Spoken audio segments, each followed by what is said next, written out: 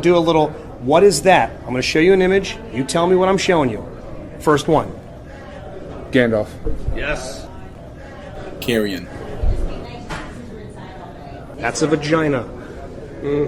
Close. Okay. Close, real close. Don't know that one.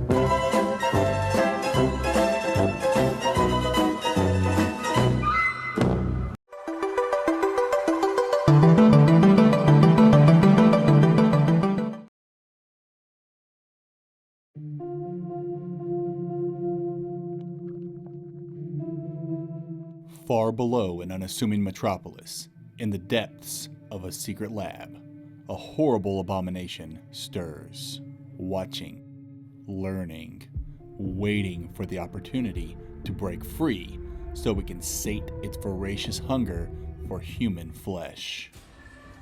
Described as a reverse horror game, Carrion sees you play as a monstrous mass of meat and teeth, presumably trying to escape a secret lab. How the monster got there is unclear. Was it created there? Was it discovered and brought there to be studied? There's never really an answer to that question, but it's all good. All you need to know is you're the monster and it's time to feed. It's a pretty cool concept, but does it make for a good Metroidvania? Not really. It's a fun game, no doubt, but it didn't scratch my MV itch. Let's talk about it. Other than Carrion's premise, I'd say the second most interesting thing about the game is its movement. Your blob of meat can go around anywhere. You just move in the direction you want to go, and a bunch of tentacles shoot out to move you in that direction. No jumping necessary. Which feels odd, because Metroidvanias are typically platformers, but I'm cool with devs shaking up the formula, as long as they keep the ability gating aspect. And Carrion surprisingly does this well. As you'd imagine, a game whose player character moves freely in all directions would require clever obstacles to impede players' progress. And Carrion delivers with smart level design and unorthodox obstacles that require unorthodox abilities to overcome.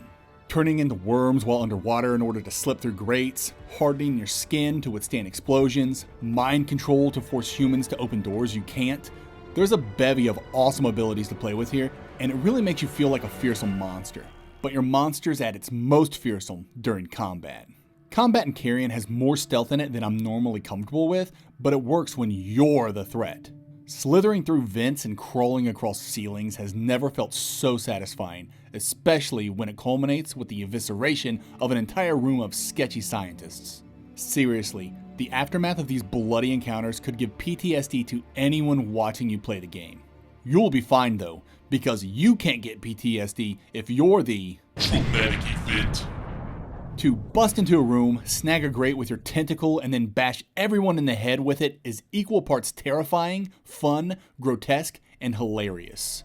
It's really satisfying to grab a dude and then beat another dude with him. Never gets old. But don't think for a second you're invincible.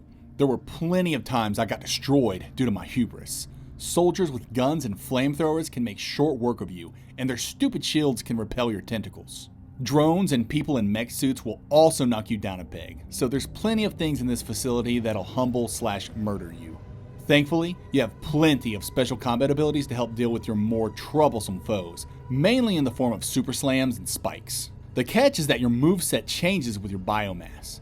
Essentially, you have three forms: tiny, massive, and chonk. To gain mass, you have to either eat humans or enter these biomass hives you create, more on those later.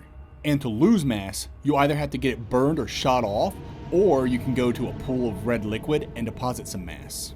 Switching between your three mass forms affects both puzzle solving and combat. For instance, you might need to hit an out of reach lever. To do that, you'll need the web shooting skill that's only available when you're in tiny mode.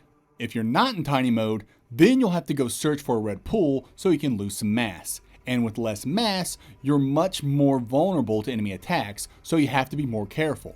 During combat, you might want to do a specific move, but some asshole pops out from behind a wall and scorches some of your mass off. Guess what? You just went down to a smaller form and no longer have that move. It's obnoxious, but a neat way to restrict the more OP moves you get later in the game. This mass manipulation mechanic creates some interesting puzzles and combat scenarios, and I'm here for it. Now, we get to the issues with the game: progression and exploration. Let's start with exploration. I don't know if I'm dumb or what, but I just could not wrap my head around the layout of Carrion's world. For the longest time, I just thought I was entering holes and teleporting to random areas. Turns out, there's a hub area and a bunch of holes that lead to the game's levels.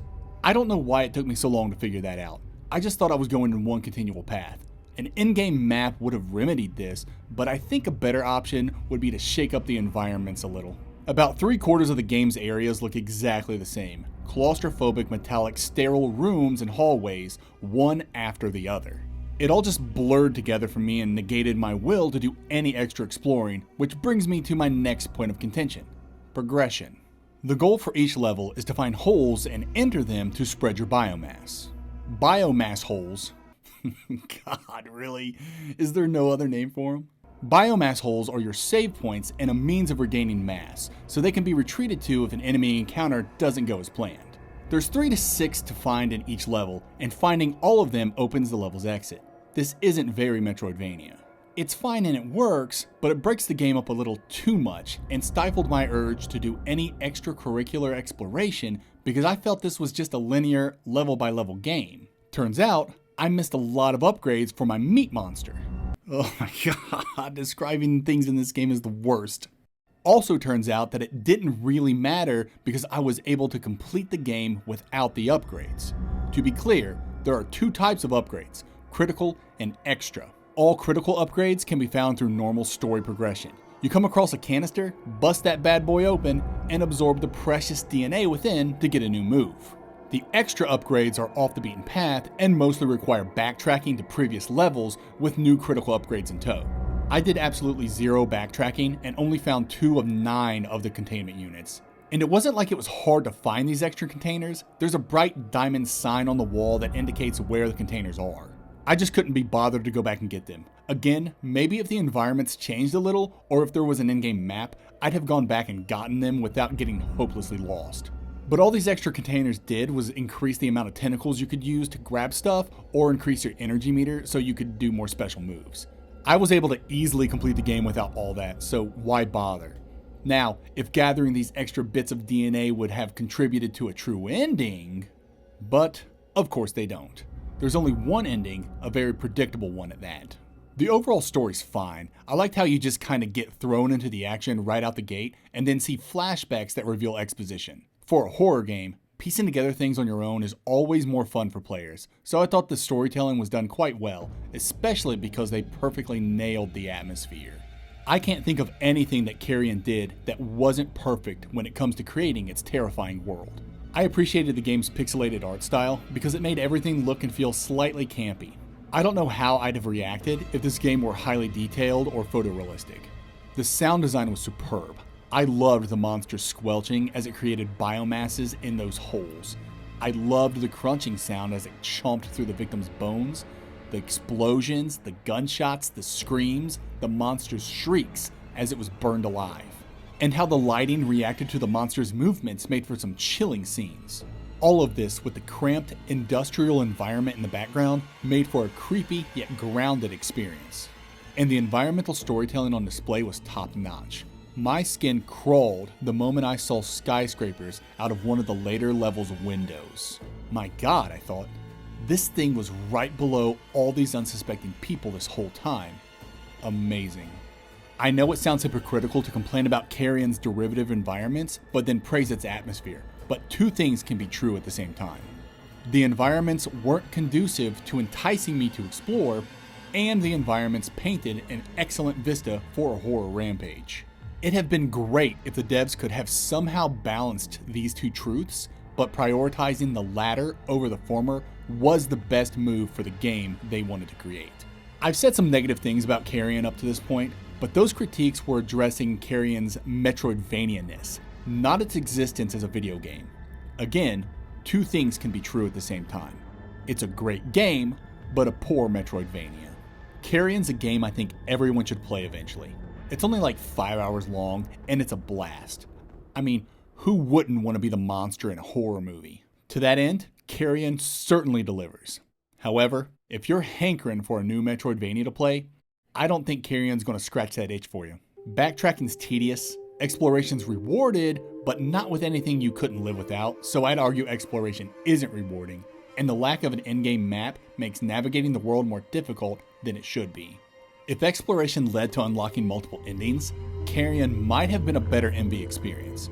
But, as it stands, I wouldn't recommend Carrion to MV fans or newcomers for their next MV fix. As a video game, Carrion's a horrifying, flesh-eating beast beyond description. But as a Metroidvania, it's more like, I don't know, a Mogwai before it eats anything after midnight. But just look at him.